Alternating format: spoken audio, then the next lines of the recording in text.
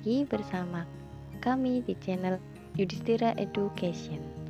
Ya, kali ini saya akan menjelaskan tentang bilangan bulat.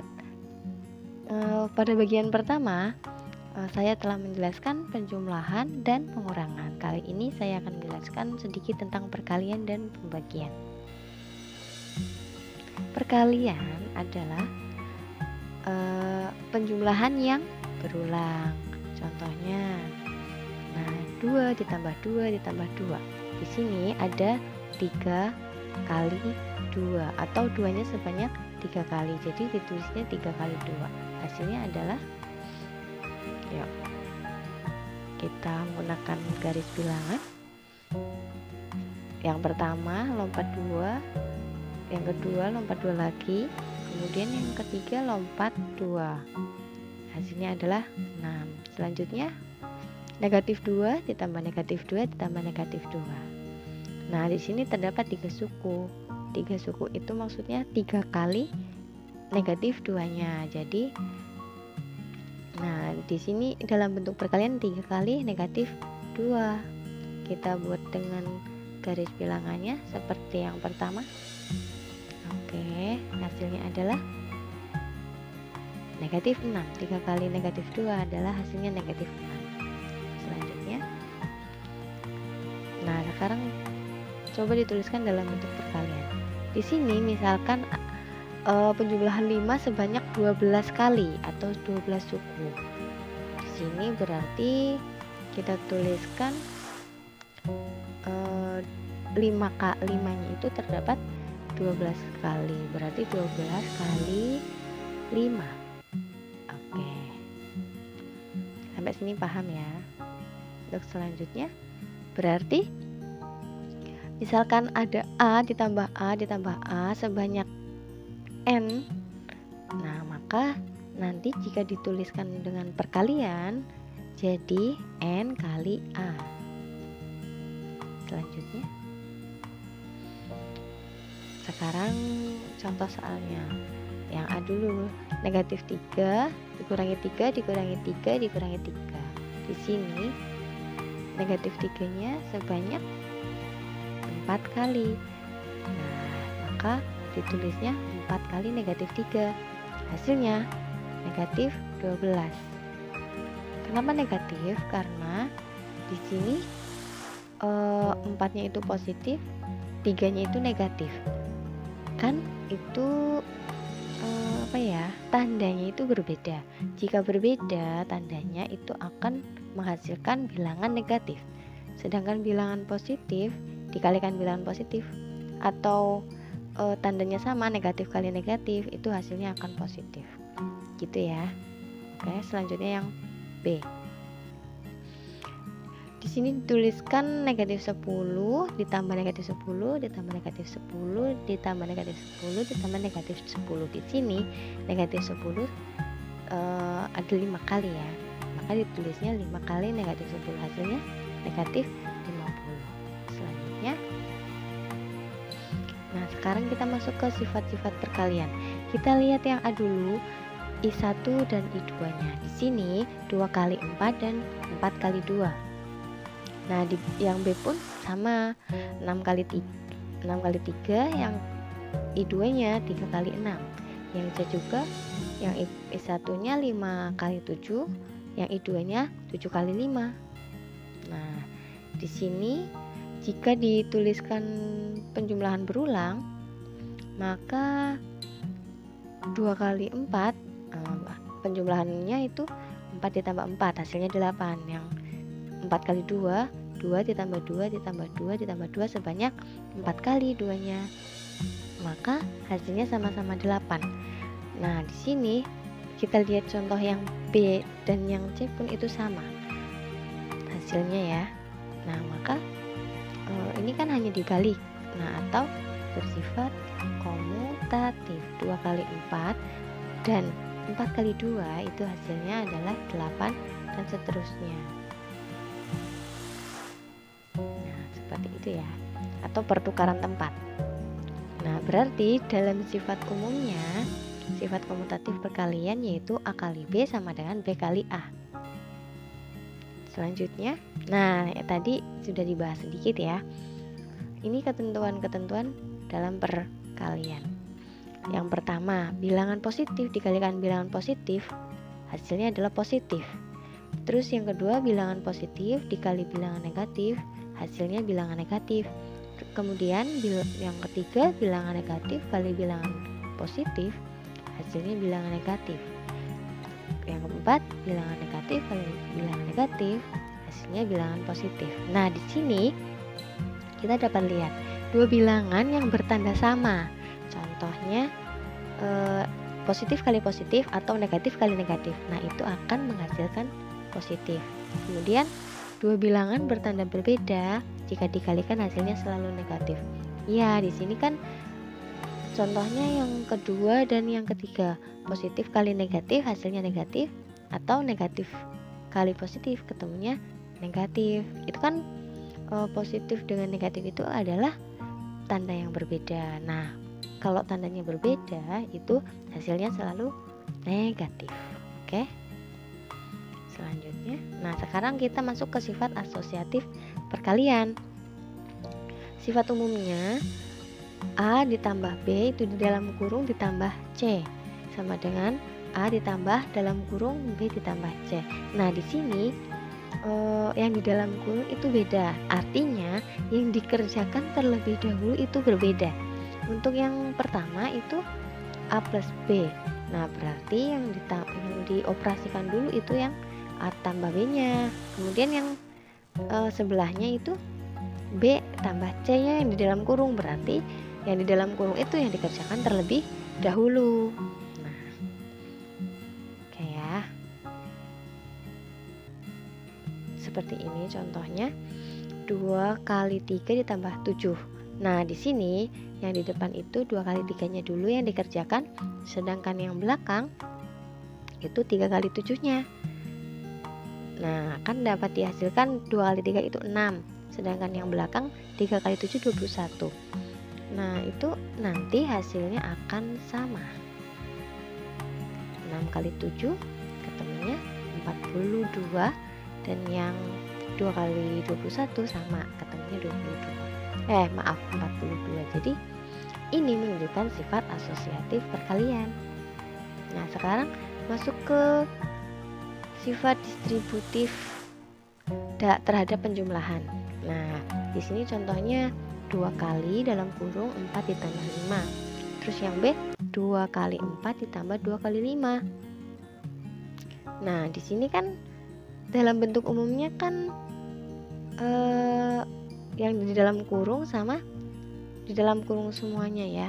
Jadi 2 kali 4 ditambah 2 kali 5. Yang bawah 2 kali 4 ketemunya 8, terus 2 kali 5 ketemunya 10 sama dengan 18. Nah, yang A 2 kali 4 ditambah 5. 2 kali 4 ditambah 5 nya ketemunya 9, sama-sama ketemunya 18. Maka 2 kali dalam kurung 4 ditambah 5 sama dengan 2 kali 4 ditambah 2 kali 5. Paham ya sampai sini? Oke, kesimpulannya seperti ini ya. Dalam bentuk umumnya A kali B ditambah A kali C sama dengan A kali dalam kurung B tambah C, atau A kali dalam kurung B tambah C sama dengan A kali B ditambah A kali C. Seperti itu. Oke, lanjut. Nah, sekarang ke sifat distributif perkalian terhadap pengurangan. Ini sama seperti sifat distributif perkalian terhadap penjumlahan. Tapi di sini bedanya itu tandanya dirubah menjadi perkalian ya. Pengurangan. Nah, di sini terdapat A kali B dikurangi C. Nah, di sini A dikali B dulu ya. Kemudian dikurangi A kali C-nya. Seperti itu ya. Atau seperti ini. A kali B dikurangi A kali C sama dengan A kali dalam kurung B kurangi C. Sekarang masuk ke pembagian. Pembagian adalah kebalikan dari perkalian, ya kan? Jadi itu kalau perkalian itu penjumlahan berulang, kalau pembagian itu pengurangan berulang, bisa diartikan seperti itu. Gitu ya.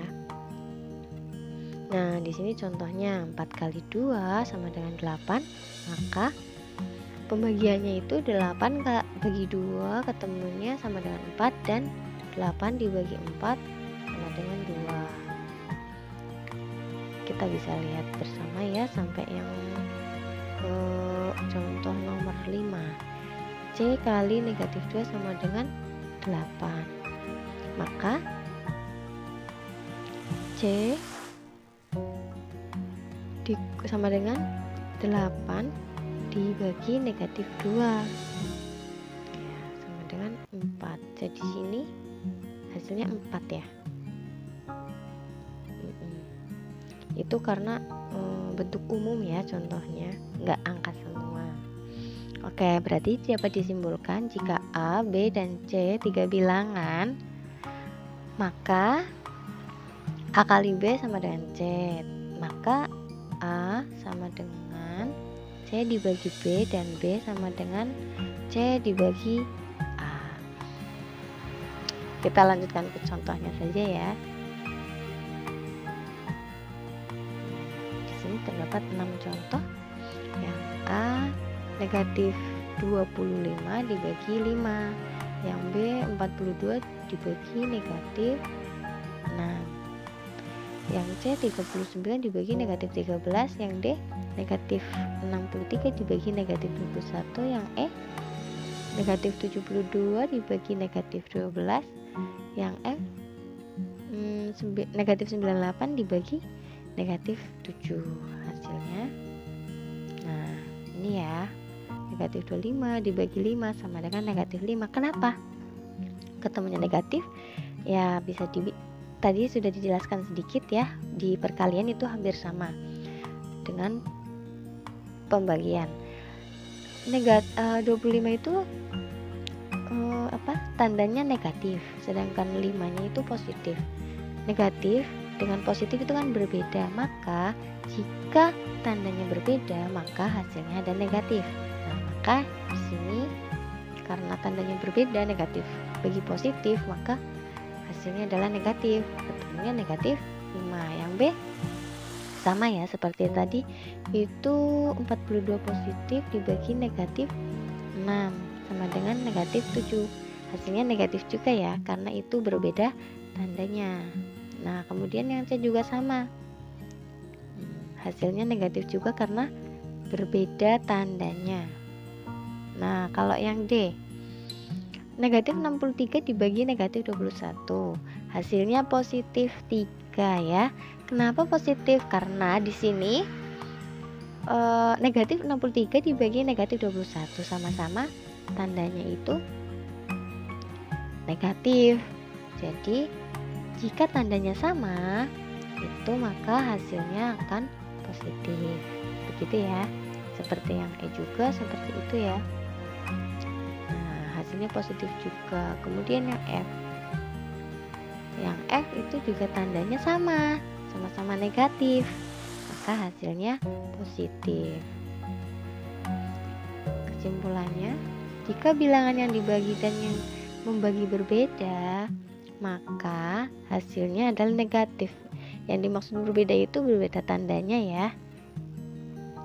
Oke, yang selanjutnya, bila bilangan yang dibagi dan yang membagi sama tanda, maka hasilnya adalah positif seperti yang saya bilang tadi ya.